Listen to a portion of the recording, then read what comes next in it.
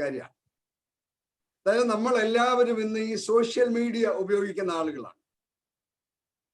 ഫേസ്ബുക്കിലും മറ്റും നമ്മൾ ഉപയോഗിക്കുന്ന DP എന്ന് പറയുന്ന സാധനം, അതായത് ഡിസ്പ്ലേഡ് പിക്ചർ അല്ലെങ്കിൽ പ്രൊഫൈൽ പിക്ചർ ഒക്കെ എന്ന് നമ്മൾ പറയുമല്ലോ. അതായത് DP എന്ന് പറയുന്നത് നമ്മളെ മറ്റുള്ളവരുടെ മുമ്പിൽ ഡിസ്പ്ലേ ചെയ്യുന്ന പിക്ചർ എന്നാണ് ആ വാക്കിന്റെ ശരിയായ അർത്ഥം.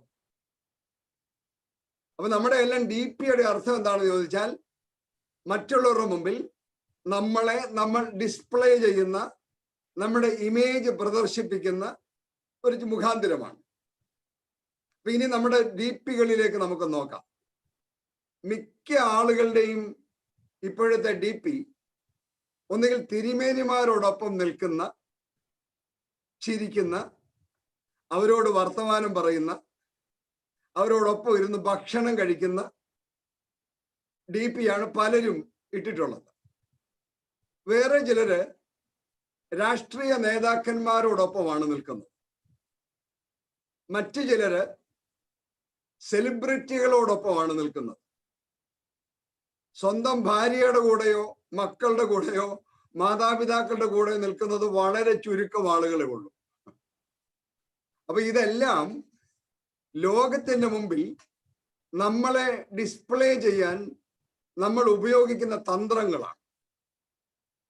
ഞാൻ ചില്ലറക്കാരനല്ല എന്ന് മറ്റുള്ളവരെ ബോധ്യപ്പെടുത്താനുള്ള ഒരു ശ്രമമാണ്.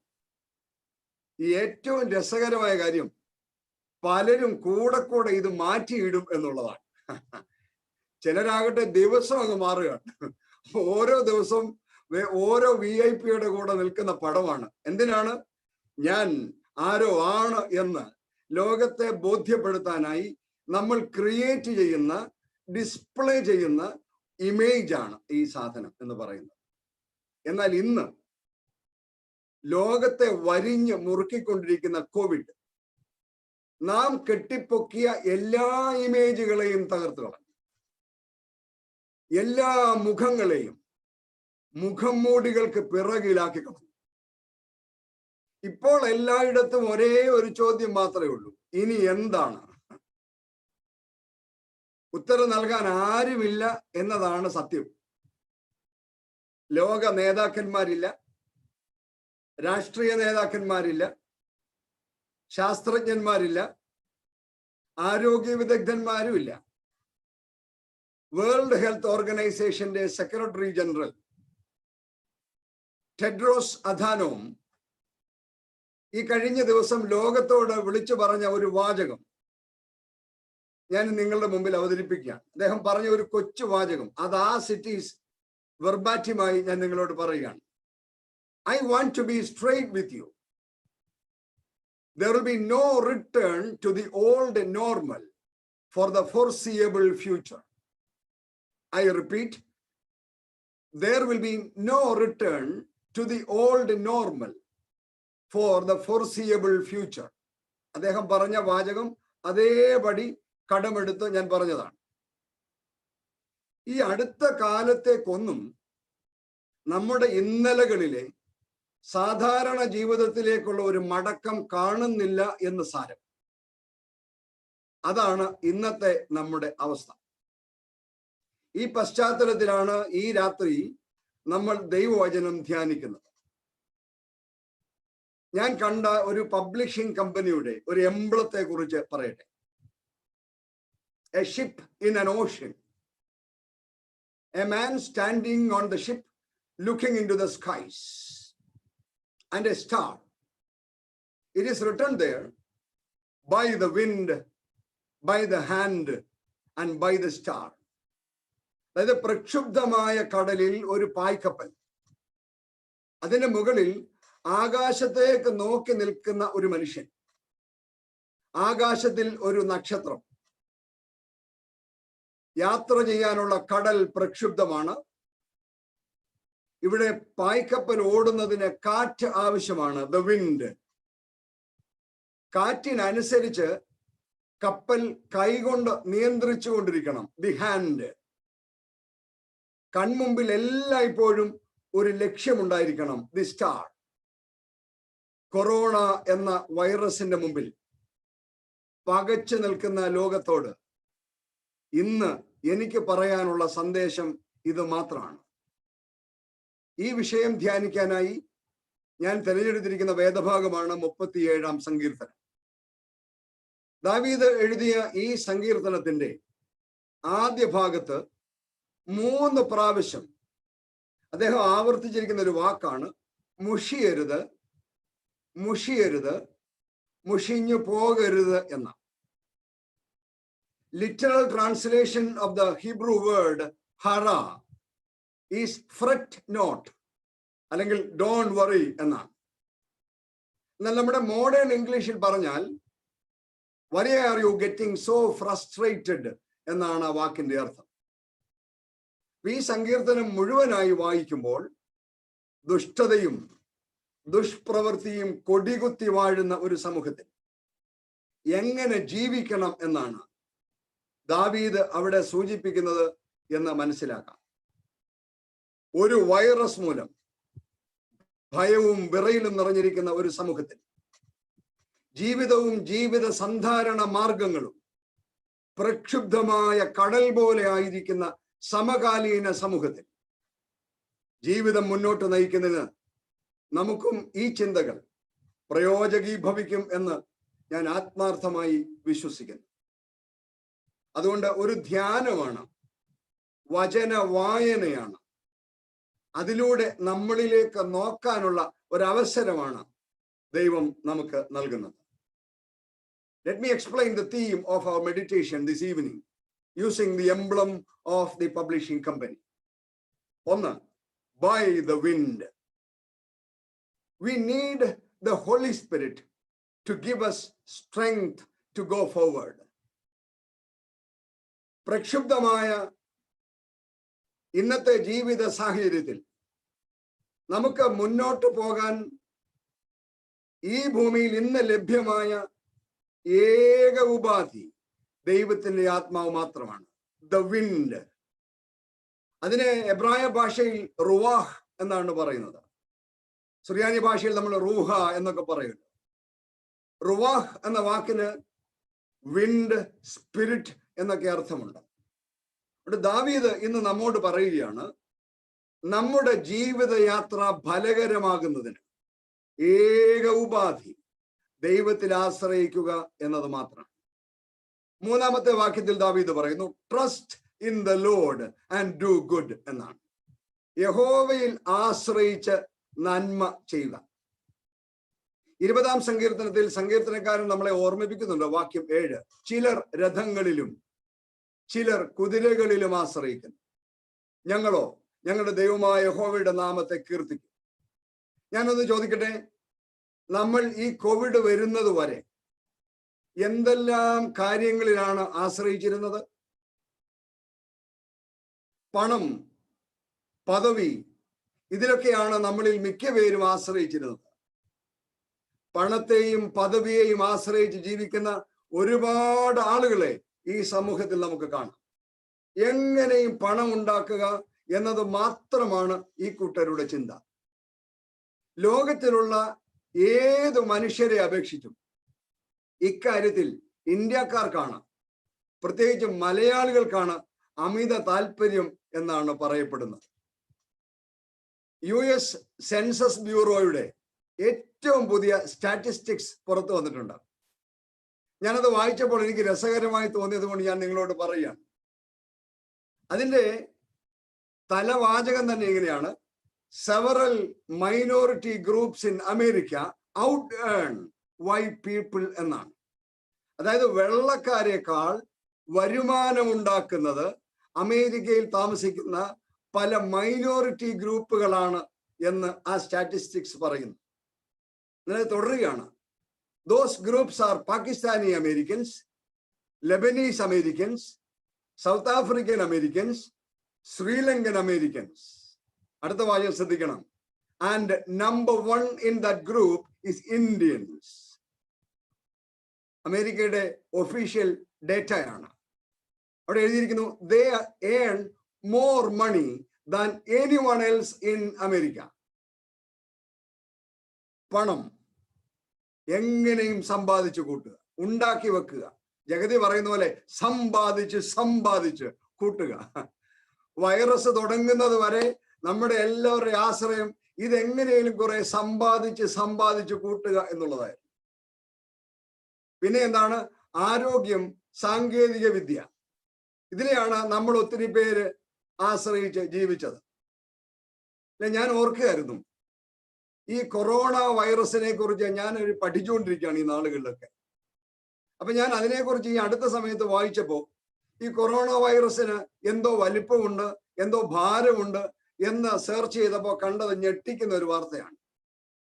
Weight of corona virus is 0.85 ആറ്റോഗ്രാം എന്നാണ്. ആറ്റത്തിന്റെ വെയിറ്റിനേക്കാൾ താഴെ. ആറ്റത്തിന്റെ വെയിറ്റ് എന്താ നമുക്കറിയത്തില്ലല്ലോ. അപ്പൊ അവർ കണക്കെടുക്കാൻ 0.85 ആറ്റോഗ്രാം. എന്നാൽ ഒരു കാര്യം ഓർക്കണം, ആ തീരെ നെഗ്ലിജിബിളായ ഈ സാധനം 7 ലക്ഷം ആളുകളെ കൊന്നൊടുക്കി കളഞ്ഞു. തീർന്നില്ല, 17.5 മില്യൺ ആളുകൾ അഫക്റ്റഡ് ആയി ഇന്ന് ലോകത്തിന്റെ വിവിധ ഭാഗങ്ങളിൽ കിടക്കുകയാണ്. എവിടെയാണ് ടെക്നോളജി? എവിടെയാണ് സാങ്കേതിക വിദ്യ? ഈ ആരാണ് സാങ്കേതിക വിദ്യയിൽ ആശ്രയിച്ച് ജീവിച്ചത്? ഈ ഒരു ചെറിയ സാധനത്തെ ഒന്ന് കൺട്രോൾ ചെയ്യാൻ 6 മാസമായിട്ട് ലോകത്തിലെ ഒരു ശാസ്ത്ര സാങ്കേതിക വിദ്യയ്ക്കും 0.85 ആറ്റോഗ്രാം വെയിറ്റ് ഉള്ള ഈ സാധനത്തെ കൊല്ലാൻ ഒരു സാധനവും കണ്ടുപിടിക്കാൻ ഒരു ശാസ്ത്ര സാങ്കേതിക വിദ്യക്കും കഴിഞ്ഞില്ല. വളരെ നിസ്സാരമായ ഒരു കാര്യം പറയട്ടെ. ഇന്നലെ രാത്രി ഈ മീറ്റിംഗിൽ ശാസ്ത്ര സാങ്കേതിക വിദ്യ കാണിച്ച കുഴപ്പം നമ്മൾ അനുഭവിച്ചതാണ്. എന്തിനെയാണ് നമ്മൾ ആശ്രയിക്കുന്നത്? 16-ാം സങ്കീർത്തനത്തിൽ ദാവീദ് പറയുന്നു, നീ എൻ്റെ കർത്താവാകുന്നു, നീ ഒഴികെ എനിക്കൊരു നന്മയും ഇല്ല. എന്നെ കേൾക്കുന്ന പ്രിയപ്പെട്ടവരെ, ഇന്ന് നമ്മൾ ജീവിക്കുന്ന ലോക സാഹചര്യത്തിൽ, നമ്മൾ കടന്നു പോകുന്ന പ്രതിസന്ധിയിൽ മുന്നോട്ട് പോകാൻ ഏക വഴി ദൈവത്തിൽ ആശ്രയിക്കുക മാത്രമാണ്. 4-ാം വാക്യത്തിൽ ദാവീദ് പറയുന്നു, take delight in the Lord എന്നാണ്. യഹോവയിൽ തന്നെ രസിച്ചുകൊള്ളുക. 5-ാം വാക്യം, commit everything you do to the Lord, trust him. നിന്റെ വഴി യഹോവയെ ഭരമേൽപ്പിക്കുക, അവനിൽ തന്നെ ആശ്രയിക്കുക. പത്രോസ്ലീഹ എഴുതിയ 1-ാം ലേഖനം 5-ാം അധ്യായം 7-ാം വാക്യം എങ്ങനെയാ പറയുന്നത്? Give all your worries and cares to God, for he cares about you എന്നാണ്. അവൻ നിങ്ങൾക്കായി കരുതുന്നതാകയാൽ നിങ്ങളുടെ സകല ചിന്താകുലവും അവന്റെ മേൽ ഇട്ടുകൊള്ളുവിൻ. പൗലോസ്ലീഹ ഫിലിപ്പിയർക്കെഴുതിയ ലേഖനം 4-ാം അധ്യായം 6-ാം വാക്യത്തിൽ പറയുന്നു, Don't worry about anything. Instead, pray about everything. Tell God what you need and thank him for all he has done. ഒന്നിനെ കുറിച്ചും വിചാരപ്പെടരുത്. എല്ലാറ്റിലും പ്രാർത്ഥനയാലും അപേക്ഷയാലും നിങ്ങളുടെ ആവശ്യങ്ങൾ സ്തോത്രത്തോടെ ദൈവത്തോട് അറിയിക്കത്രേ വേണ്ടത്. വിശുദ്ധ മത്തായി എഴുതിയ സുവിശേഷം 6-ാം അധ്യായം 27-ാം വാക്യത്തിൽ കർത്താവ് ചോദിക്കുന്നു, Can all your worries add a single moment to your life? വിചാരപ്പെടുന്നതിനാൽ തന്റെ നീളത്തോട് ഒരു മുഴം കൂട്ടുവാൻ നിങ്ങളിൽ ആർക്ക് കഴിയും? 7-ാം വാക്യം, Be still in the presence of the Lord and wait patiently for him to act. യഹോവയുടെ മുൻപാകെ മിണ്ടാതെ ഇരുന്ന് അവനായി പ്രത്യാശിക്കുക. പ്രിയപ്പെട്ടവരെ, എബ്രായ ലേഖന കർത്താവ് നമ്മളെ ഓർമ്മിപ്പിക്കുന്ന വാചകം ഞാൻ ഓർമ്മിപ്പിക്കട്ടെ. ആകയാൽ നാമും സാക്ഷികളുടെ ഇത്ര വലിയൊരു സമൂഹം നമുക്ക് ചുറ്റും നിൽക്കുന്നത് കൊണ്ട് സകല ഭാരവും മുറുകെ പറ്റുന്ന പാപവും വിട്ട് നമുക്ക് മുമ്പിൽ വെച്ചിരിക്കുന്ന ഓട്ടം സ്ഥിരതയോടെ ഓടുക. അദ്ദേഹം തുടരുകയാണ്, വിശ്വാസത്തിന്റെ നായകനും പൂർത്തി വരുത്തുന്നവനുമായ യേശുവിനെ നോക്കുക. നിങ്ങളുടെ ഉള്ളിൽ ക്ഷീണിച്ച് മടുക്കാതിരിപ്പാൻ യേശുവിനെ ധ്യാനിച്ചു കൊള്ളുവിൻ. He will take care of it in his own time. ദൈവം ദൈവത്തിന്റെ സമയത്ത് പ്രവർത്തിക്കും. ദൈവത്തിന്റെ സമയത്തെ പ്രവർത്തിക്കും. ഓർക്കുക, കലുഷിതമായ ജീവിത സാഹചര്യത്തിൽ മുന്നോട്ട് പോകാൻ ഒരേ ഒരു വഴിയേ ഉള്ളൂ, ദൈവത്തിൽ ആശ്രയിക്കുക മാത്രമാണ്. അതുകൊണ്ട് ഇന്ന് വിവിധ ഭാഗങ്ങളിലിരുന്ന് ദൈവവചനം കേൾക്കുന്ന പ്രിയപ്പെട്ടവരെ, ഈ രാത്രി ശക്തിയോടെ ഞാൻ നിങ്ങളെ ഓർമ്മിപ്പിക്കുകയാണ്. നീ എന്തിലെങ്കിലും നിന്റെ ആശ്രയം വെച്ചിട്ടുണ്ടെങ്കിൽ നിന്നോട് ഞാൻ പറയാം, പരാജയപ്പെടും സംശയമില്ല. നിന്റെ പണമോ, നിന്റെ പദവിയോ, നിന്റെ പ്രശസ്തിയോ, നിന്റെ ആരോഗ്യമോ, സാങ്കേതിക വിദ്യയോ ഒന്നും നിന്നെ മുന്നോട്ട് നയിക്കാൻ ശക്തനാവുകയില്ല. അതിന് ശക്തിയില്ല. ഒരേ ഒരാൾ മാത്രം. Trust in the Lord. By the wind we can move forward. ഏതെല്ലാം തകർത്തടിയുന്ന സുനാമിയുടെ നടുവിലും, ഏത് കോവിഡിന്റെ നടുവിലും മുന്നോട്ട് പോകാൻ നമുക്ക് ശക്തി ലഭിക്കുന്നത് ഒന്നിൽ മാത്രമാണ്, trust in the Lord. 2, by the hand. We need to work or live under the guidance of the Holy Spirit. ദാവീദ് ഓർമ്മിപ്പിക്കുകയാണ്, ദൈവം ആക്കിയിരിക്കുന്ന ദേശത്ത് നീ ഒരു ദൈവ പൈതലായി ജീവിക്കണം. വിശ്വാസം പ്രായോഗിക ജീവിതത്തിൽ കാണിക്കണം. ദൈവം എല്ലാം ചെയ്തോളും എന്നും പറഞ്ഞ് കയ്യും കെട്ടി ഇരിക്കുകയല്ല വേണ്ടത്. പരിശുദ്ധാത്മാവിൽ വിശ്വസിച്ചുകൊണ്ട്, ദൈവത്തിൽ ആശ്രയിച്ചുകൊണ്ട് ഇനിയെല്ലാം ദൈവം നോക്കിക്കോളും എന്നും പറഞ്ഞ് കയ്യും കെട്ടി ഇരിക്കുകയല്ല വേണ്ടത്. പിന്നെന്ത് വേണം? By the hand. എങ്ങനെയാണ് മുന്നോട്ട് പോകേണ്ടത്? ദാവീദ് പറയുന്ന 3-ാം വാക്യം, ദേശത്തെ പാർത്ത് വിശ്വസ്തതയാചരിക്കാം. വിശ്വസ്തത എവിടെയാണ് ഇന്നത് കാണാറുള്ളത്? ഏത് മേഖല എടുത്തു നോക്കിയാലും അവിശ്വസ്തത മാത്രമേ കാണാനുള്ളൂ. പത്രമെടുത്ത് വായിച്ചാൽ അവിശ്വസ്തതയുടെ കഥകൾ മാത്രമാണ്. ടെലിവിഷൻ തുറന്നു നോക്കിയാൽ അവിശ്വസ്തതയുടെ കഥകൾ മാത്രമാണ്. ബന്ധങ്ങളിൽ അവിശ്വസ്തത കൊടികുത്തി വാഴുന്ന ഒരു കാലമാണ്. മലയാളികളെ ഈ അടുത്ത കാലത്ത് ഏറ്റവും അധികം ദുഃഖിപ്പിച്ച, തലകുനിപ്പിച്ച 2 സംഭവങ്ങൾ ഞാൻ നിങ്ങളെ ഓർമ്മിപ്പിക്കാം. ഒന്ന് ഇപ്പോൾ പറയാം. അത് ഫ്ലോറിഡയിൽ നടന്ന സംഭവമാണ്.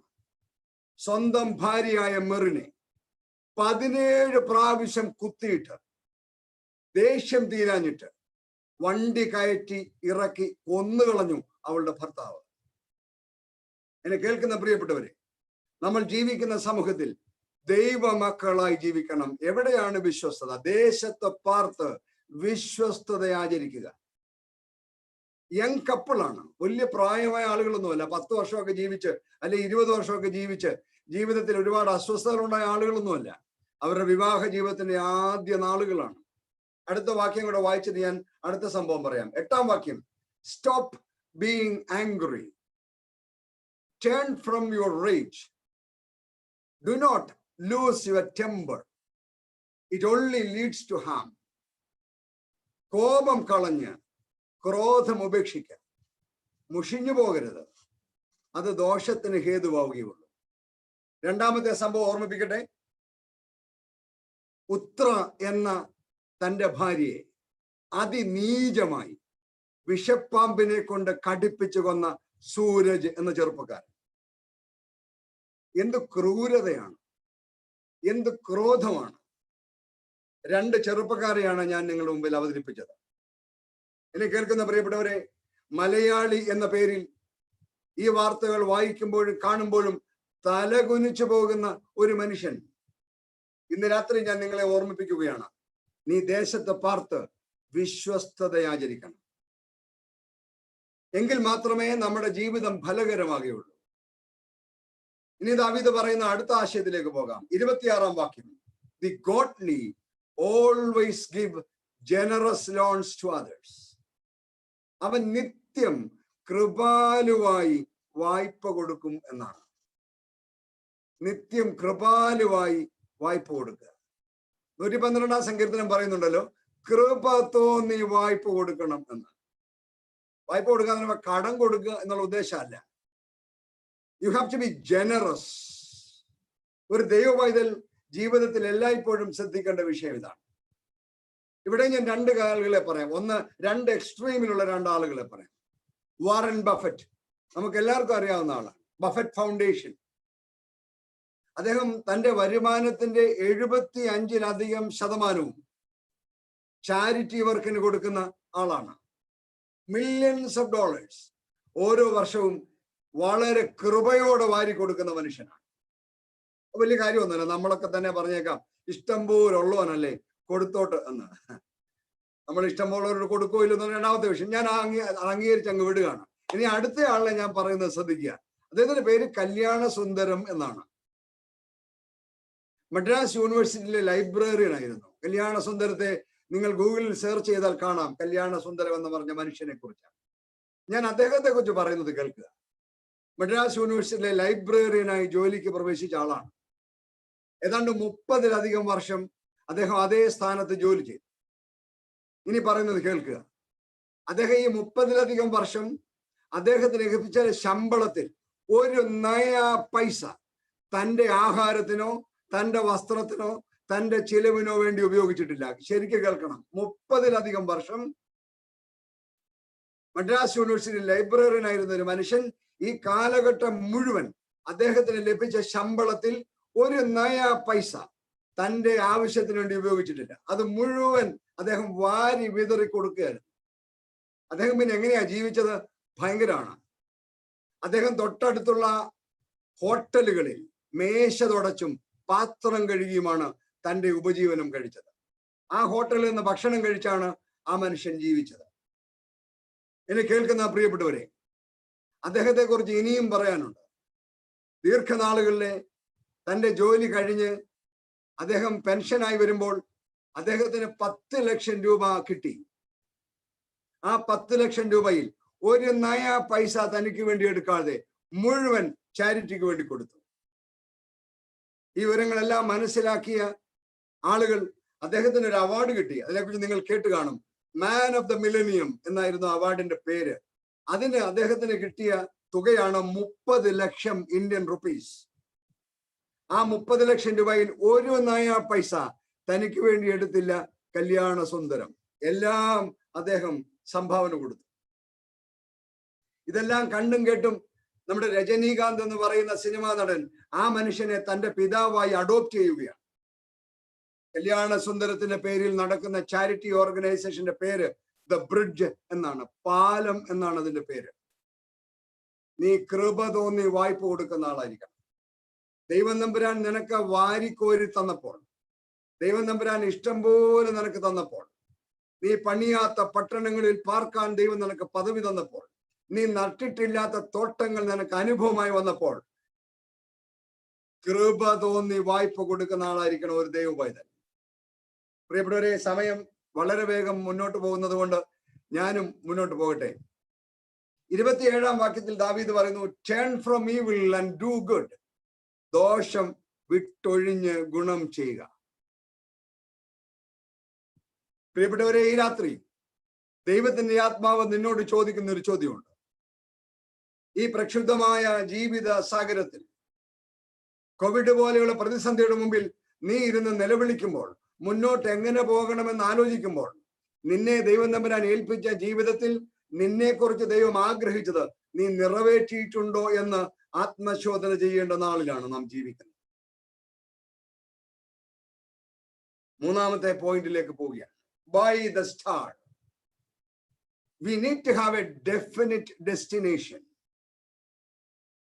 ഈ മുമ്പേ പറഞ്ഞ 2 കാര്യങ്ങളും, അതായത് ദൈവത്തിൽ ആശ്രയിച്ച്, ദേശത്ത് പാർത്ത് വിശ്വസ്തതയാചരിച്ച്, കൃപ തോന്നി വായ്പ കൊടുത്ത് ജീവിക്കുന്ന ദൈവമക്കൾക്ക് ദൈവം തമ്പുരാൻ ഒരുക്കിയിട്ടുള്ള നന്മകളാണ് 3-ാം ഭാഗത്ത് ദാവീദ് ഈ സങ്കീർത്തനത്തിൽ പറയുന്നത്. അങ്ങനെയുള്ളവർക്കുള്ള ദൈവാനുഗ്രഹമാണ് ദാവീദ് ഈ 37-ാം സങ്കീർത്തനത്തിൽ അവതരിപ്പിക്കുന്നത്. 3-ാം വാക്യത്തിൽ അദ്ദേഹം പറയുകയാണ്, you will live safely in the land and prosper. 4-ാം വാക്യത്തിൽ അദ്ദേഹം പറയുന്നു, he will give you your heart's desires. അവൻ നിന്റെ ഹൃദയത്തിലെ ആഗ്രഹങ്ങളെ നിനക്ക് തരും. ഞാൻ ഓർമ്മിപ്പിക്കട്ടെ, അത്യാഗ്രഹങ്ങളെ അല്ല, ദുരാഗ്രഹങ്ങളെയും അല്ല, നിന്റെ ആഗ്രഹങ്ങളെ അവൻ നിനക്ക് തരും. 5-ാം വാക്യം, ഹി വിൽ ഹെൽപ്പ് യു. അവൻ അത് നിർവഹിക്കും. God will give us the desires of our hearts when the desires of our hearts match his desires. In other words, God will give us the desires of our hearts when the desire of our hearts are in accordance with God's purpose in making a kingdom impact in this world. അതിന് അദ്ദേഹം പറയുന്ന മനോഹരമായ ഒരു വാക്യമാണ് 6-ാം വാക്യം. He will make your innocence radiate like dawn, and the justice of your cause will shine like the noonday sun. അവൻ നിന്റെ നീതിയെ പ്രഭാതം പോലെയും നിന്റെ ന്യായത്തെ മധ്യാഹ്നം പോലെയും പ്രകാശിപ്പിക്കും. പ്രിയപ്പെട്ടവരെ, ദൈവം നിന്നെ കുറിച്ച് ആഗ്രഹിക്കുന്ന പോലെ ഈ ഭൂമിയിൽ മറ്റൊന്നിനെയും കണ്ട് ആശ്രയിക്കാതെ ദൈവത്തിൽ മാത്രം ആശ്രയിച്ച് ദൈവത്തിൽ മാത്രം ശരണപ്പെട്ട് ദൈവകൃപയോടെ ഈ ഭൂമി ജീവിക്കുമ്പോൾ നീതിയും ന്യായവും കൊണ്ട് പ്രകാശപൂരിതമായ ജീവിതങ്ങളാക്കി നിന്റെ ജീവിതങ്ങളെ മാറ്റാൻ സ്വർഗത്തിലെ ദൈവം ശക്തനാണ്. നിന്റെ നീതിയെ പ്രഭാതം പോലെയും നിന്റെ ന്യായത്തെ മധ്യാഹ്നം പോലെയും പ്രകാശിപ്പിക്കുന്ന ഒരു ദൈവം. നീതിയും ന്യായവും കൊണ്ട് നിന്നെ പ്രകാശപൂരിതമാക്കുന്ന ഒരു ജീവിതം. 9-ാമത്തെ വാക്യം, those who trust in the Lord will possess the land. യഹോവയെ പ്രത്യാശിക്കുന്നവരോ ഭൂമിയെ കൈവശമാക്കും. എന്നെ കേൾക്കുന്ന പ്രിയപ്പെട്ടവരെ, നമ്മുടെ ജീവിതത്തിന്റെ പ്രതികൂല സാഹചര്യങ്ങളിൽ നാം പലപ്പോഴും നിരാശപ്പെട്ടു പോകുന്ന രംഗങ്ങളിൽ, ഭയപ്പെട്ടു പോകുന്ന രംഗങ്ങളിൽ, ഭീതിയോടെ നാളുകളെ നോക്കിക്കാണുന്ന നിമിഷങ്ങളിൽ ദൈവത്തിന്റെ ആത്മാവ് പറയുന്നു, നീ ദൈവകൃപയോടെ ഈ ഭൂമിയിൽ ജീവിച്ചാൽ. 18-ാമത്തെ വാക്യത്തിൽ ദാവീദ് പറയാണ്, യഹോവ നിഷ്കളങ്കന്മാരുടെ നാളുകളെ അറിയുന്നു, അവരുടെ അവകാശം ശാശ്വതമായിരിക്കും. നമ്മുടെ നാളുകളെ അറിയുന്ന ഒരു ദൈവം, നാം എങ്ങനെ ഈ ഭൂമിയിൽ ഓരോ നിമിഷവും ഓരോ ദിവസവും ചെലവഴിക്കണമെന്ന് വ്യക്തമായി പ്ലാൻ ചെയ്തിട്ടുള്ള ദൈവം നിന്നെ നടത്താൻ മതിയായ ദൈവമാണ്. മോശ 90-ാം സങ്കീർത്തനത്തിൽ പറയുന്ന ഒരു വാചകമുണ്ടല്ലോ, ഞങ്ങളുടെ നാളുകളെ എണ്ണുവാൻ ഞങ്ങളെ ഉപദേശിക്കണമേ എന്നാണ്. പ്രിയപ്പെട്ടവരെ, നീ നിഷ്കളങ്കനായി ദൈവ പൈതലായി ദൈവം ആഗ്രഹിക്കുന്നത് പോലെ ഈ ഭൂമിയിൽ ജീവിച്ചാൽ നിന്റെ നാളുകളെ അറിയുന്ന ഒരു ദൈവം ജീവിക്കുന്നു. അതുകൊണ്ട് നമ്മുടെ നാളുകളെ അറിയുന്ന ഒരു ദൈവം ഉണ്ടെങ്കിൽ നമ്മുടെ നാളുകളെ കുറിച്ച് നമ്മൾ എന്തിനു വേവലാതിപ്പെടണം? എന്റെ നാളുകളെ അറിയുന്ന, എന്റെ നിമിഷങ്ങളെ അറിയുന്ന, എന്റെ മണിക്കൂറുകളെ അറിയുന്ന, എന്റെ നാളുകളെ അറിയുന്ന ഒരു ദൈവം ജീവിക്കുന്നുവെങ്കിൽ ഞാൻ എന്റെ നാളുകളെ കുറിച്ചും എന്റെ നാളുകളെ കുറിച്ചും വേവലാതിപ്പെടേണ്ട ആളല്ല. 19-ാം വാക്യം കുറെ കൂടെ മനോഹരമായി ദാവീദ് പറയുന്നു, ദുഷ്കാലത്ത് അവർ ലജ്ജിച്ചു പോകുകയില്ല, ക്ഷാമകാലത്ത് അവർ തൃപ്തന്മാരായിരിക്കും. എന്ത് മനോഹരമായ സങ്കീർത്തനമാണ് 37-ാം സങ്കീർത്തനം. പ്രത്യേകിച്ചും ഈ കൊറോണ കാലത്ത് ധ്യാനിക്കാൻ പറ്റിയ മനോഹരമായ വേദഭാഗമാണ്. ദുഷ്കാലത്ത് അവർ ലജ്ജിച്ചു പോകുകയില്ല, ക്ഷാമകാലത്ത് അവർ തൃപ്തന്മാരായിരിക്കും.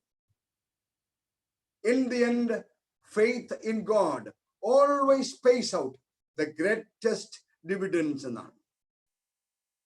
We are to patiently wait on the Lord to work out his plan in his timing. 23-ാമത്തെ വാക്യം, the Lord directs the steps of the godly. He delights in every detail of their lives. വേദപുസ്തകത്തിലെ തന്നെ എന്നെ ഏറ്റവും അധികം ആകർഷിച്ചിട്ടുള്ള, ഞാൻ എന്നെ നെഞ്ചോട് ചേർത്ത് വെക്കുന്ന ഒരു വേദഭാഗമാണ് ഈ 23-ാമത്തെ വാക്യം. 37-ാം സങ്കീർത്തനത്തിന്റെ 23-ാം വാക്യം.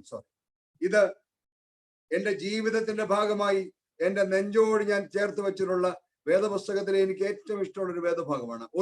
ഒരു മനുഷ്യന്റെ വഴിയിൽ പ്രസാദം തോന്നിയാൽ യഹോവ അവന്റെ ഗമനം സ്ഥിരമാക്കുന്നു. പ്രിയപ്പെട്ടവരെ, ദൈവത്തിന് പ്രസാദകരമായ ഒരു ജീവിതം നീ ഈ ഭൂമിയിൽ ജീവിക്കാൻ തയ്യാറായാൽ നിന്റെ ഗമനത്തെ സ്ഥിരമാക്കുന്ന ഒരു ദൈവം ജീവിക്കുന്നുണ്ട്. ദൈവം ആരുടെയും കടക്കാരനല്ല. അവൻ ആർക്കും ഒന്നും കൊടുത്തു തീർക്കാനുള്ളവനല്ല. ദൈവം നിന്റെ വഴിയിൽ പ്രസാദം തോന്നിയാൽ നിന്റെ ഗമനത്തെ സ്ഥിരമാക്കുന്ന ഒരു ദൈവമുണ്ട് എന്ന് ദാവീദ് പറയുകയാണ്. അല്പം കഴിയുമ്പോൾ നമ്മൾ വായിക്കുന്നുണ്ട്, ദാവീദ് പറയുന്നു, ഞാൻ ബാലനായിരുന്നു, ഞാൻ വൃദ്ധനായി തീർന്നു. അല്പം കഴിയുമ്പോൾ ഞാൻ അത് വീണ്ടും പറയാം. അത് ഒരു ലൈഫ് ടൈം മുഴുവൻ, എന്റെ ബാല്യകാലം മുതൽ എന്റെ വാർദ്ധക്യം വരെ ഈ ഭൂമിയിലെ ജീവിതാനുഭവങ്ങൾ കണ്ടതിന്റെ വെളിച്ചത്തിൽ ഞാൻ പറയുകയാണ്, നിന്റെ വഴിയിൽ ദൈവത്തിന് പ്രസാദം തോന്നിയാൽ അവൻ നിന്റെ ഗമനത്തെ സ്ഥിരമാക്കുന്നു എന്ന് ദാവീദ് അടിയുറച്ച് വിശ്വസിക്കുകയും നമ്മോട് വിളിച്ചു പറയുകയും ചെയ്യുകയാണ്. പ്രിയപ്പെട്ടവരെ, ഞാൻ എന്റെ ജീവിത പ്രമാണമായി കാത്തു സൂക്ഷിക്കുന്ന ഒരു വാചകമാണത്. നിന്റെ വഴിയിൽ ദൈവത്തിന് പ്രസാദം തോന്നിയാൽ ഈ ഭൂമിയിലെ ഒരു ശക്തിക്കും നിന്നെ തടയാൻ സാധ്യമല്ല, നിന്റെ മുമ്പിൽ തടസ്സമായി നിൽക്കാൻ സാധ്യമല്ല. കാരണം അവൻ നിന്റെ ഗമനത്തെ സ്ഥിരമാക്കുന്ന ദൈവമാണ്. 24-ാം വാക്യം അത് കുറെ കൂടെ എക്സംപ്ലിഫൈ ചെയ്യുന്ന വാചകമാണ്. Though they stumble, they will never fall, for the Lord holds them by the hand. എന്ത് മനോഹരമാണ് വാക്യം. അവൻ വീണാലും നിലംപരിചാകിയില്ല, യഹോവ അവനെ കൈപിടിച്ച് താങ്ങുന്നു. അതിന്റെ ഇംഗ്ലീഷാണ് കുറെ കൂടെ മനോഹരം. Though they stumble, they will never fall, for the Lord holds them by the hand. എന്നെ കേൾക്കുന്ന പ്രിയപ്പെട്ടവരെ, 25-ാം വാക്യത്തിലാണ് ഞാൻ മുമ്പേ പറഞ്ഞത്, ദാവീദ് പറഞ്ഞ വാചകം. Once I was young and now I am old, and I have never seen the godly abandoned or their children begging for bread. ഞാൻ ബാലനായിരുന്നു, വൃദ്ധനായി തീർന്നു, നീതിമാൻ തുണയില്ലാതിരിക്കുന്നതും അവന്റെ സന്തതി ആഹാരമിരക്കുന്നതും ഞാൻ കണ്ടിട്ടില്ല. ദാവീദ് പറയുന്ന മനോഹരമായ വാക്യങ്ങളാണ് ഇതൊക്കെ. ദൈവാത്മാവിൽ മാത്രം ശരണപ്പെട്ട, വീണ്ടും ഞാൻ ആവർത്തിച്ച് ഓർമ്മിപ്പിക്കുകയാണ്, നമ്മൾ ഈ ഭൂമിയിൽ ശരണം വെച്ചിരുന്ന ഒന്നും നമ്മെ സഹായിക്കുന്നില്ല എന്ന് ലോകം മുഴുവൻ പ്രൂവ് ചെയ്യുന്ന ഒരു കാലമാണ്. നമ്മെ സഹായിക്കുമെന്നും കരുതും എന്നും കരുതിയ ഒന്നും, ഒരു സങ്കേതങ്ങളും നമുക്ക് തുണയായില്ല എന്ന് നമ്മളെ ബോധ്യപ്പെടുത്തുന്ന ആളുകളിലാണ് നാം ജീവിക്കുന്നത്.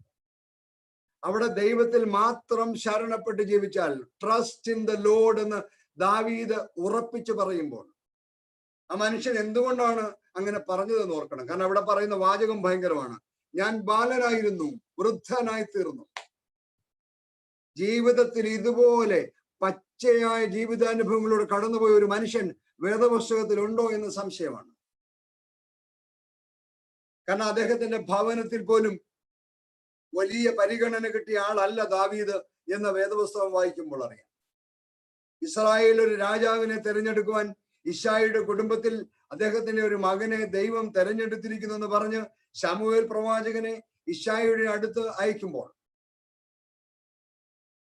ശമൂവേൽ പറയുന്നുണ്ട്, നിന്റെ സന്തതികളിൽ ഒരാളെ ദൈവം ഇസ്രായേലിലെ രാജാവായി അഭിഷേകം ചെയ്യാൻ പോവുകയാണ്, അതിനെ നിയോഗ ശുശ്രൂഷയ്ക്ക് വേണ്ടി എന്നെ അയച്ചതാണ്, നിന്റെ മക്കളെ വിളിക്കുമെന്ന് പറയുമ്പോൾ അരോഗദൃഢഗാത്രരായ ബഹുമിടുക്കന്മാരായ തന്റെ മക്കളെ ഓരോരുത്തരെയായി ശമൂവേലിന് മുമ്പിൽ പരേഡ് ചെയ്യിക്കുന്ന ഒരു അപ്പനുണ്ട്.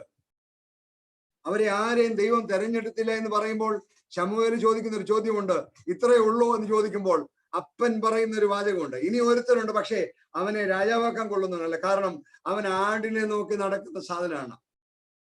ഇന്നത്തെ നമ്മുടെ ഭാഷയിൽ പറഞ്ഞാൽ ഇങ്ങനെയായിരിക്കാം ഇശ്ശായി പറയുന്നത്, ഓ ഇനി ഒരുത്തൻ കൂടെ ഉണ്ട്, പക്ഷെ അവനൊരു യൂസ്ലെസ് ആണ്. പക്ഷെ ശമൂവേൽ പറയുന്നൊരു വാചകമുണ്ട്, നീ അവനെ വരുത്തിയിട്ടല്ലാതെ ഞാൻ ഭക്ഷണത്തിന് പോലും ഇരിക്കുന്നില്ല. അവിടെയാണ് വേദപുസ്തകത്തിലെ അതിമനോഹരമായ ഒരു വാക്യം രേഖപ്പെടുത്തിയിരിക്കുന്നത്, മനുഷ്യൻ പുറമേ ഉള്ളത് നോക്കുന്നു, ദൈവമോ അകമേ ഉള്ളത് നോക്കുന്നു. ഞാൻ പറഞ്ഞു തുടങ്ങിയ വാചകം ഓർക്കുന്നുണ്ടോ? Image is everything for us nowadays. കെട്ടിപ്പൊക്കുന്ന ഇമേജുകൾ, പുറമേ വെച്ച് കെട്ടുന്ന ഇമേജുകൾ, ഇതിൽ ആകൃഷ്ടരാകുന്ന ഒരു ലോകത്തിൽ, ഇതിനെ ഡിപ്പെൻഡ് ചെയ്യുന്ന ഒരു ലോകത്തിൽ, നാം ഉണ്ടാക്കിയെടുക്കുന്ന ഇമേജുകളാണ് നാം എന്ന് ധരിച്ചു വെച്ചിരിക്കുന്ന ഒരു ലോകത്തിൽ വിളിച്ചു പറയുകയാണ് വേദപുസ്തകം, മനുഷ്യനാണ് പുറമേ ഉള്ളത് നോക്കുന്നത്, ദൈവമോ അകമേ ഉള്ളത് നോക്കുന്നതാണ്. ആടിനെ മേയിച്ചുകൊണ്ട് നടന്ന യൂസ്ലെസ് ആയ ഒരു മനുഷ്യനെ വിളിച്ച് ഇസ്രായേലിലെ രാജാവാക്കിയ ഒരു ദൈവം, ആ ദൈവത്തെ കുറിച്ച് ദാവീദ് പറയാണ്, I know him, from my childhood. ഞാനൊരു ബാലനായിരുന്നു. പക്ഷെ ഒരു കാര്യം ഞാൻ പറയാം, ദൈവത്തിന് നിന്റെ വഴിയിൽ പ്രസാദം തോന്നിയാൽ അവൻ നിന്റെ ഗമനത്തെ സ്ഥിരമാക്കുന്ന ദൈവമാണ്. എന്തെല്ലാം പ്രതിസന്ധികൾ! രാജാവാകാൻ ദൈവം നിയോഗിച്ച മനുഷ്യൻ പ്രാണരക്ഷാർത്ഥം ഓടുകയാണ് മരുഭൂമിയിലൂടെ. ശൗൽ എന്ന് പറയുന്ന രാജാവ് കണ്ടാൽ കൊല്ലാൻ നടക്കുകയാണ്. ആ മനുഷ്യന്റെ തുടർന്നുള്ള ജീവിതങ്ങളെല്ലാം നമുക്കറിയാം, വിവരിക്കാൻ സമയമില്ല, വിവരിക്കേണ്ട ആവശ്യമില്ല. ആ മനുഷ്യൻ പറയുകയാണ്, ഞാനൊരു ബാലനായിരുന്നു, ഇപ്പോൾ ഞാൻ വൃദ്ധനായി തീർന്നു. ഞാൻ തറപ്പിച്ച് പറയാം, നീതിമാൻ തുണയില്ലാതിരിക്കുന്നതും അവന്റെ സന്തതി ആഹാരമിരക്കുന്നതും ഞാൻ കണ്ടിട്ടില്ല. എന്നെ കേൾക്കുന്ന പ്രിയപ്പെട്ടവരെ, ദൈവത്തിന്റെ ആത്മാവിൽ ശരണപ്പെട്ട് ദൈവ കൃപയുള്ള ഒരു പൈതലായി നീ ഈ ഭൂമിയിൽ ജീവിച്ചാൽ നിനക്ക് ഒരു കാലത്തും ദോഷം വരില്ല എന്ന് വിശുദ്ധ വേദപുസ്തകത്തിലൂടെ ദാവീദ് നമ്മോട് പറയുകയാണ്. 26-ാം വാക്യത്തിൽ വീണ്ടും ദാവീദ് പറയാണ്, their children are a blessing. അവന്റെ സന്തതി അനുഗ്രഹിക്കപ്പെടും. 27-ാം വാക്യം, you will live in the land forever. നീ സദാകാലം ശുഭമായി വസിക്കും. നമ്മൾ ദൈവസന്നിധിയിൽ സംതൃപ്തിയുള്ളവരാണോ? നമ്മൾ ശുഭമായി ജീവിക്കുന്നവരാണോ? ദൈവം തന്ന നന്മകൾ അർഹതയില്ലാതെ തന്നതെല്ലാം സ്വീകരിച്ചിട്ടും ദൈവത്തോട് നന്ദിയുള്ളവരാണോ? നമ്മളെക്കാൾ മിടുക്കനായ, നമ്മളെക്കാൾ ശ്രേഷ്ഠരായ എത്രയോ ആളുകളെക്കാൾ കേമന്മാരായി നമ്മളെ നടത്തിയ ദൈവത്തെ നമ്മൾ മറന്നുപോയില്ലേ? ഞാൻ ഒരു അനുഭവം കൂടെ പറഞ്ഞിട്ട് ആ ഭാഗത്തു നിന്ന് മുന്നോട്ട് പോകാം, കൺക്ലൂഷനിലേക്ക് വരികയാണ്. ഞാനൊരു വിദേശ രാജ്യത്ത് ഇതുപോലെ ഒരു കൺവെൻഷന് പോയി. ഒരു ദിവസത്തെ പ്രസംഗം കഴിഞ്ഞപ്പോൾ അവിടുത്തെ അച്ഛൻ എന്നോട് പറഞ്ഞു, അച്ഛാ നമുക്ക് നാളെ ഒരു വീട്ടിൽ പോകണം, ഒന്ന് പ്രാർത്ഥിക്കണം. ഞാൻ എന്ത് പറ്റിയച്ചാ? അച്ഛാ അവിടുത്തെ ആളിന് ജോലി പോയച്ചാ, ഭയങ്കര സങ്കടത്തിലാണ്, ചിലപ്പോൾ ആത്മഹത്യ ചെയ്തേക്കും, ആ സിറ്റുവേഷനിലാണ്. ഗൾഫ് നാടുകളിലെ ജീവിതങ്ങളെ കുറിച്ച് നന്നായി പഠിച്ചിട്ടുള്ള ആളാണ് ഞാൻ, എനിക്ക് നന്നായിട്ട് അറിയാം. അതുകൊണ്ട് ഞാനും വിചാരിച്ചു അവിടുത്തെ ഒരു ജോലിയൊക്കെ പോയി ശമ്പളം കിട്ടാതിരുന്നാൽ, മുമ്പേ പ്രാർത്ഥന ഓർപ്പിച്ചതുപോലെ നാളുകളായി ശമ്പളം കിട്ടാതെ, മാസങ്ങളായി ശമ്പളം കിട്ടാതെ വളരെ അരക്ഷിതാവസ്ഥയിൽ കഴിയുന്ന ഒരുപാട് ആളുകളുണ്ട് എന്ന് നന്നായി അറിയാവുന്ന ആളാണ് ഞാൻ. ഞാനും വളരെ സങ്കടത്തോടെ അച്ഛന്റെ കൂടെ ആ വീട്ടിൽ ചെന്നു. ഞങ്ങളെ കണ്ടപ്പോഴത്തേക്ക്, ഞങ്ങൾ രണ്ട് അച്ഛന്മാരെ കണ്ടപ്പോഴത്തേക്ക് ആ സ്ത്രീ വീണ്ടും അങ്ങ് നിലവിളിക്കുകയാണ്, ഭയങ്കര കരച്ചിലാണ്. അപ്പൊ എന്നോട് അച്ഛൻ ചെവി പറയുന്നുണ്ട്, അച്ഛാ നമ്മൾ സൂക്ഷിച്ചു വേണം ഓരോ കാര്യങ്ങൾ പറയാൻ, കാരണം പുള്ളിക്കാരി ആത്മഹത്യയുടെ വക്കിലാണ്. എനിക്ക് വല്ലാത്ത സങ്കടം തോന്നി. അപ്പൊ അച്ഛൻ എന്നോട് പറഞ്ഞു, ഒന്ന് പ്രാർത്ഥിക്കണം. ഞാൻ തീർച്ചയായിട്ടും പ്രാർത്ഥിക്കുക അച്ഛാ. നമ്മളൊരു വീട്ടിൽ ചാടി കയറി ചെന്ന് ഉടനെ അങ്ങ് പ്രാർത്ഥിച്ചാൽ ചിറങ്ങി പോവല്ലോ. ഞങ്ങൾ അവിടെ ഇരുന്ന് കാര്യങ്ങളൊക്കെ ചോദിക്കാൻ തുടങ്ങി. കാര്യങ്ങൾ പറഞ്ഞു തുടങ്ങി കഴിഞ്ഞപ്പോൾ എനിക്ക് വല്ലാത്ത സങ്കടം എൻ്റെ മനസ്സിലുണ്ടായി. കാരണം 25 വർഷം അവിടുത്തെ മിനിസ്ട്രിയിൽ ജോലി ചെയ്ത ഒരു നേഴ്സാണ്. 25 years അവിടുത്തെ മിനിസ്ട്രിയിൽ ജോലി ചെയ്ത ഒരാളാണ്. ഇപ്പൊ ജോലി നഷ്ടപ്പെട്ടു. പക്ഷെ ഇപ്പോ ആത്മഹത്യ ചെയ്യാൻ ഒരുങ്ങുകയാണ്. അത് കേട്ടപ്പോ എന്റെ മനസ്സിൽ തോന്നി, ഞാൻ പ്രാർത്ഥിക്കുന്നില്ല. കാരണം പ്രാർത്ഥിച്ചാൽ ദൈവം തമ്പുരാൻ എന്നെ ശിക്ഷിക്കും. എന്താ കാരണം? കഴിഞ്ഞ 25 വർഷം തന്നേക്കാൾ യോഗ്യതയുള്ള നൂറുകണക്കിന്, ആയിരക്കണക്കിന് ആളുകൾ അവര് ജനിച്ച നാട്ടിൽ 15,000-നും 16,000-നും ശമ്പളം വാങ്ങിച്ച് കഷ്ടപ്പെടുന്ന നേഴ്സുമാരടയ്ക്കൊന്ന് ദൈവം തമ്പുരാൻ നിന്നെ കൊണ്ടുപോയി 25 വർഷം മിനിസ്ട്രിയിൽ ജോലി ചെയ്തിട്ട് ആ ദൈവത്തോട് കഴിഞ്ഞ 25 വർഷം നടത്തിയ ദൈവത്തോട് നന്ദിയില്ലാതെ നീ ആത്മഹത്യ ചെയ്യാൻ പോയാൽ നിനക്ക് വേണ്ടി ഞാൻ പ്രാർത്ഥിക്കില്ല. പ്രാർത്ഥിച്ചാൽ ദൈവം എന്നെ ശിക്ഷിക്കും എന്ന് ഞാൻ ആ അച്ഛനോട് പറഞ്ഞു. എന്താ കാര്യം എന്നറിയോ? അതിനെക്കുറിച്ചാണ് പറയുന്നത്. ഇപ്പോൾ ഈ മനഃശാസ്ത്രജ്ഞന്മാരൊക്കെ പറയുന്ന ഒരു വാക്കുണ്ട്, ദി ഫിഫ്ത്ത് ആപ്പിൾ സിൻഡ്രം എന്നാണ് അതിന്റെ പേര്. The fifth apple syndrome. അത് ഞാൻ വിശദീകരിക്കാം. ഒരു മനുഷ്യൻ വേട്ടയ്ക്ക് പോയി വനത്തിലേക്ക് പ്രവേശിച്ചപ്പോൾ ഒരു മാനെ കണ്ടു. ആ മാനെ പിടിക്കാനായി അദ്ദേഹം അതിന്റെ പുറകെ ഓടി. മാൻ അതിവേഗം കാട്ടിന്റെ ഉള്ളിലേക്ക് ഓടിപ്പോയി. ഇയാളും അതിന്റെ പുറകെ തിരിച്ചു. ഓടി ഓടി ഓടി ഓടി ഈ ഘോരമായ വനത്തിന്റെ അകത്തെത്തിപ്പോയി. മാൻ ഓടി രക്ഷപ്പെടുകയും ചെയ്തു. ഇയാൾക്ക് തിരിച്ചു പോകാൻ വഴിയില്ല, കയ്യിൽ സംവിധാനങ്ങളൊന്നുമില്ല. ആകപ്പാടെ വിഷമിച്ചു. വിശപ്പ്, ദാഹം, കഴിക്കാനൊന്നുമില്ല. ആകപ്പാടെ വലിയ പ്രാരാബ്ധത്തിന്റെ നടുവിലാണ്. അദ്ദേഹം വളരെ സങ്കടപ്പെട്ടു, ഒരുപാട് കരഞ്ഞു. എങ്ങനെയാണ് രക്ഷപ്പെടുക? എങ്ങോട്ട് പോയാലും വീണ്ടും അഗാധമായ വനത്തിലേക്ക് പോവുകയാണ്. വീണ്ടും വലിയ പ്രതിസന്ധിയിലേക്ക് പോവുകയാണ്. 2 ദിവസം കഴിഞ്ഞു, ഒന്നും കഴിക്കാനില്ല. അദ്ദേഹം ഇങ്ങനെ നടന്ന് വിഷണ്ണനായി രക്ഷപ്പെടാൻ വഴിയില്ലാതെ ഇരിക്കുമ്പോൾ ഒരു ആപ്പിൾ മരം കണ്ടു. നിറയെ ആപ്പിൾ നിൽക്കുകയാണ്. അദ്ദേഹം അതിൽ നിന്ന് ഒരാപ്പിൾ പറിച്ചു തിന്നു. എന്തൊരു ടേസ്റ്റാണ്, എന്തൊരു മധുരമാണ്. അങ്ങനെയാണല്ലോ, വിശപ്പ് കൂടി കഴിയുമ്പോൾ നമ്മൾ കഴിക്കുന്നതിലെല്ലാം ഭയങ്കര ടേസ്റ്റാണ്. അദ്ദേഹം ആപ്പിള് തൃപ്തിയോടെ തിന്നു, ദൈവത്തിന് നന്ദി പറഞ്ഞു. ഓ, എന്തോ ഒരു ടേസ്റ്റ് ഉള്ള ആപ്പിളാണ്, എന്ത് സന്തോഷമായിരിക്കുന്നു, ദൈവത്തിന് നന്ദി, സ്തോത്രമൊക്കെ പറഞ്ഞു. സ്തോത്രം ഞാൻ ചേർത്ത കേട്ടോ കഥയ്ക്കകത്ത്, നമ്മളെ ക്രിസ്ത്യാനികളായതുകൊണ്ട്. അത് കഴിഞ്ഞപ്പോൾ അദ്ദേഹം ഒരാപ്പിളൂടെ പറിച്ചു, സന്തോഷത്തോടെ തിന്നു. 2 ആപ്പിൾ തിന്നപ്പോ തന്നെ മനസ്സിന് വലിയ സന്തോഷം, നന്ദിയൊക്കെ പറഞ്ഞു. അദ്ദേഹം 3ാമതൊരു ആപ്പിൾ എടുത്തു, കഴിച്ചു. പക്ഷെ മുമ്പലത്തിന്റെ അത്രയും ടേസ്റ്റ് ഇല്ല. ഈ 3ാമത്തെ ആപ്പിളിന് ആദ്യത്തേനെയും 2ാമത്തെയും ആപ്പിള് പോലെ ടേസ്റ്റ് പോരാ. എന്നിട്ടും വിശപ്പാണല്ലോ, അദ്ദേഹം അങ്ങ് തിന്നു. 4ാമതൊരു ആപ്പിൾ പറിച്ചു. ആ ആപ്പിൾ പറിച്ചു തിന്നപ്പോൾ 3ാമത്തെ ആപ്പിളിന്റെ അത്രയും പോലും ടേസ്റ്റ് ഇല്ല. ഒരു കണക്കിന് അതുകൂടെ തിന്നു. 5ാമതൊരു ആപ്പിൾ പറിച്ചു. ഒന്നേ കടിച്ചുള്ളൂ, തീരെ രുചിയില്ല. അത് അടുത്തുള്ള പാറപ്പുറത്തേക്ക് എറിഞ്ഞു കളഞ്ഞു. ആപ്പിളിൻ്റെതാണോ പ്രശ്നം? ഇതിനാണ് 5th ആപ്പിൾ സിൻഡ്രോം എന്ന് പറയുന്നത്. ആദ്യത്തേത് കിട്ടിയപ്പോൾ വലിയ സന്തോഷമാണ്. അതങ്ങനെ കിട്ടി വരുമ്പോ നമുക്ക് സന്തോഷമില്ലാത്ത മനുഷ്യരാണ്. അതുകൊണ്ടാണ് ഈ ഭൂമിയിൽ ശുഭതയില്ലാതെ നമ്മൾ ജീവിക്കുന്നത്. കഴിഞ്ഞ നാളുകളിൽ ദൈവം നിനക്ക് തന്ന നന്മകളെ ഓർക്കുമ്പോൾ ദൈവസന്നിധിയിൽ നീ വിനയപ്പെടുകയും നന്ദി കാണിക്കുകയും ചെയ്താൽ നീ സദാകാലം ശുഭമായി വസിക്കും. You will live in the land forever. പ്രിയപ്പെട്ടവരെ, ഈ രാത്രി ദൈവത്തിന്റെ ആത്മാവ് ദാവീദ് എഴുതിയ സങ്കീർത്തനത്തിലൂടെ നമ്മുടെ ഓരോരോ മനുഷ്യരുടെയും ഹൃദയങ്ങളോട് സംവദിച്ചുകൊണ്ടിരിക്കുകയാണ്. നമ്മൾ ഉണ്ടാക്കിയെടുത്ത, നമ്മൾ കെട്ടിപ്പൊക്കിയെടുത്ത ഇമേജുകളെല്ലാം തകർന്ന് എല്ലാവരും മാസ്കിന്റെ പിറകിൽ ഒളിച്ചിരിക്കുന്ന ഈ കാലത്ത് എങ്ങനെയാണ് മുന്നോട്ട് പോവുക? കൊറോണ വൈറസിന് നമുക്ക് എന്തെങ്കിലും മറുപടി പറയേണ്ട, ആധികാരികമായി സംസാരിക്കേണ്ട ആളാണ് വേൾഡ് ഹെൽത്ത് ഓർഗനൈസേഷന്റെ സെക്രട്ടറി ജനറൽ. അദ്ദേഹം പറഞ്ഞ വാചകമാണ് ഞാൻ പറഞ്ഞു തുടങ്ങിയത്. ഹോപ്പ്ലെസ് ആണ്, ഹെൽപ്ലെസ് ആണ്. ഒരു ദൈവവൈതൽ ഒരിക്കലും ഹോപ്പ്ലെസ് അല്ല, ഒരു ദൈവവൈതൽ ഒരിക്കലും ഹെൽപ്ലെസ് അല്ല. കാരണം ഈ അഖിലാണ്ടത്തെ സൃഷ്ടിച്ച തമ്പുരാന്റെ മക്കളാണ് നമ്മൾ. നമ്മുടെ ദൈവം അത്യുന്നതനാണ്, നമ്മുടെ ദൈവം സർവശക്തനാണ്. അതുകൊണ്ട് നമ്മൾ ഹോപ്പില്ലാത്തവരല്ല. വളരെ കാര്യമായി നമ്മൾ ശ്രദ്ധിക്കേണ്ട വിഷയമാണ്.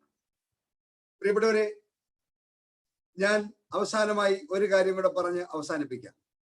ജ്ഞാനികളിൽ ജ്ഞാനിയായ ശലോമോൻ പറയുന്ന ഉപദേശത്തോടെ നമ്മുടെ ധ്യാനം അവസാനിപ്പിക്കുവാൻ ഞാൻ ആഗ്രഹിക്കുകയാണ്. ദാവീദിന്റെ മകനായ ലോകം കണ്ട ഏറ്റവും വലിയ ജ്ഞാനികളിൽ ജ്ഞാനിയായ ശലോമോൻ സഭാപ്രസംഗി 2-ാം അധ്യായത്തിൽ അദ്ദേഹം പറയുന്ന ചില വാചകങ്ങൾ, മനുഷ്യർക്ക് ആകാശത്തിന് കീഴെ ജീവപര്യന്തം ചെയ്യുവാൻ നല്ലത് ഏത് എന്ന് അദ്ദേഹം നോക്കി ഓരോന്ന് പരീക്ഷിക്കാൻ തുടങ്ങി.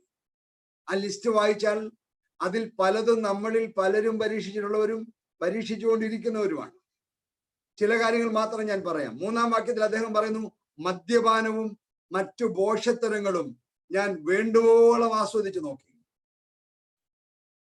ഈ ഭൂമിയിൽ ഒരു മനുഷ്യനായി ജീവിച്ചിരിക്കുന്ന സമയത്ത് മദ്യപാനം, മറ്റു ഭോഷത്തങ്ങൾ എന്നെ ആകർഷിക്കുകയും ഞാൻ അതിൽ അഭിരമിച്ച് ജീവിക്കുകയും ചെയ്തു. 4 മുതലുള്ള വാക്യങ്ങൾ ഭയങ്കരമാണ്. അരമനകൾ പണിതു, മുന്തിരിത്തോട്ടങ്ങൾ ഉണ്ടാക്കി, മറ്റ് എസ്റ്റേറ്റുകൾ ഉണ്ടാക്കി, ജോലിക്കാരെയും ആടുമാടുകളെയും പൊന്നിനെയും വെള്ളിയെയും സമ്പാദിച്ചു. അങ്ങനെ ബഹുസമ്പത്ത് ഉണ്ടാക്കി. അടുത്ത വാചകം എങ്ങനെയാ പറയുന്നത്? എല്ലാവരെക്കാളും ഞാൻ അഭിവൃദ്ധി പ്രാപിച്ചു. നമ്മളിൽ പലരും അങ്ങനെയാണ്. പണമുണ്ടാക്കി, കെട്ടിടങ്ങൾ ഉണ്ടാക്കി, അരമനകൾ പണിതു, മുന്തിരിത്തോട്ടങ്ങൾ ഉണ്ടാക്കി, എസ്റ്റേറ്റുകൾ വാങ്ങിച്ചു, ആടുമാടുകൾ ഉണ്ടാക്കി, പൊന്നും വെള്ളിയും ഉണ്ടാക്കി, ഇഷ്ടം പോലെ ഉണ്ടാക്കി, എല്ലാവരെക്കാളും അഭിവൃദ്ധി പ്രാപിച്ചു. വാക്യം 10, കണ്ണിന് ആഗ്രഹിച്ചതൊന്നും നിഷേധിച്ചില്ല. ഹൃദയത്തിന് ഒരു സന്തോഷവും ഞാൻ വിലക്കിയില്ല. എന്തൊരു മനുഷ്യനാണ്, എന്തൊരു ജീവിതമാണ്. എല്ലാം കഴിഞ്ഞപ്പോൾ വാക്യം 11, ഞാൻ ചെയ്യുവാൻ ശ്രമിച്ച സകല പരിശ്രമങ്ങളെയും നോക്കി എല്ലാം മായയും വൃഥാ പ്രയത്നവും അത്രേ എന്ന് കണ്ടു. ജ്ഞാനികളിൽ ജ്ഞാനിയായ ശലോമോൻ. സഭാപ്രസംഗി അവസാനിപ്പിക്കുന്നത് 12-ാം അധ്യായത്തിലാണ്. അതിലെ അവസാനത്തെ വാചകം വായിച്ച് ഞാൻ അവസാനിപ്പിക്കുക. അദ്ദേഹം പറയാണ്, ദൈവത്തെ ഭയപ്പെട്ടു അവന്റെ കൽപ്പനകളെ പ്രമാണിച്ചു കൊള്ളുക, അതാകുന്നു സകല മനുഷ്യർക്കും വേണ്ടുന്നത്. ലോകത്തിലെ സകലതും പരീക്ഷിച്ച് പരാജയപ്പെട്ട് തകർന്നടിഞ്ഞ മനുഷ്യൻ, എല്ലാം മായയാണ് എന്ന് പറഞ്ഞ മനുഷ്യൻ ലോകത്തോട് വിളിച്ചു പറയുകയാണ്. സഭാപ്രസംഗി 12-ാം അധ്യായം 13-ാം വാക്യം, ദൈവത്തെ ഭയപ്പെട്ട് അവന്റെ കൽപ്പനകളെ പ്രമാണിച്ചു കൊള്ളുക, അതാകുന്നു സകല മനുഷ്യർക്കും വേണ്ടുന്നത്. കർത്താവിനാൽ അനുഗ്രഹിക്കപ്പെട്ടവരെ, റിയാദ് മാർത്തോമ പാരിഷിന്റെ ആഭിമുഖ്യത്തിൽ നടന്നുകൊണ്ടിരിക്കുന്ന ഈ ധ്യാന യോഗത്തിൽ ഇന്ന് സന്ധ്യയിൽ ദൈവത്തിന്റെ ആത്മാവ് നമ്മോട് ഇടപെട്ടുകൊണ്ടിരിക്കുകയായിരുന്നു. ദാവീദിലൂടെ ദൈവം എഴുതി വെച്ച മനോഹരങ്ങളായ വാക്യങ്ങളെ നമ്മൾ ധ്യാനിക്കുകയായിരുന്നു. ഇന്ന് നാം ആയിരിക്കുന്ന ലോകത്തിൽ നമ്മൾ ഉണ്ടാക്കിയെടുത്ത കെട്ടിപ്പൊക്കിയ എല്ലാ ഇമേജുകളും തകർന്ന് തരിപ്പണമായി നിൽക്കുമ്പോൾ ദാവീദ് പറയുന്നു, ദൈവത്തിൽ ആശ്രയിക്കുക, ഒരു ദൈവ പൈതലായി ഈ ഭൂമിയിൽ ജീവിക്കുക. അങ്ങനെയെങ്കിൽ സദാകാലം ശുഭമായി വസിക്കാൻ ദൈവം നിനക്ക് അവസരം തരും. ഈ ദൈവവചനം കേൾക്കുന്ന എല്ലാ പ്രിയപ്പെട്ടവരെയും ഈ സങ്കടത്തിന്റെ നാളുകളിൽ, പ്രതിസന്ധിയുടെ നാളുകളിൽ ദൈവം സുരക്ഷിതരായി കാത്തുപരിപാലിക്കട്ടെ എന്ന് പ്രാർത്ഥിക്കുന്നു, ആശംസിക്കുന്നു. എനിക്ക് ഇങ്ങനെ ഒരു അവസരം എന്ന സംഘാടകരോട് എന്റെ നന്ദി സ്നേഹവും അറിയിക്കുന്നു. ദൈവം നമ്മെ എല്ലാവരെയും അനുഗ്രഹിക്കട്ടെ എന്ന് പ്രാർത്ഥിക്കുന്നു. പ്രിയപ്പെട്ടവർ, ഒരു വാക്കുകൂടെ പറയട്ടെ. ഈ കോവിഡിന്റെ കാലത്ത് ആമോസ് പ്രവാചകൻ മുമ്പ് നമ്മളെ ഓർമ്മിപ്പിച്ചതുപോലെ ദൈവത്തിന്റെ വചനം കേൾക്കാനായി വളരെ ബുദ്ധിമുട്ടുള്ള ഒരു കാലമാണ്. ദൈവവചനം കേൾക്കാൻ, ദൈവവചനം പഠിക്കുവാൻ, ധ്യാനിക്കുവാൻ അവസരമില്ലാതെ വരുന്നു.